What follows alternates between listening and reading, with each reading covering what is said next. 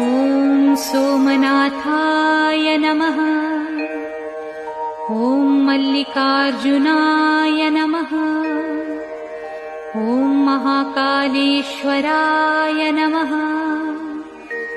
ॐ ओंकारेश्वराय नमः। ॐ वैद्यनाथाय नमः। ॐ भीमशंकराय नमः। ॐ रामेश्वराय नमः। ॐ नागेश्वराय नमः। ॐ विश्वेश्वराय नमः। ॐ त्र्यंबकेश्वराय नमः। ॐ केदारेश्वराय नमः। ॐ भुस्मेश्वराय नमः।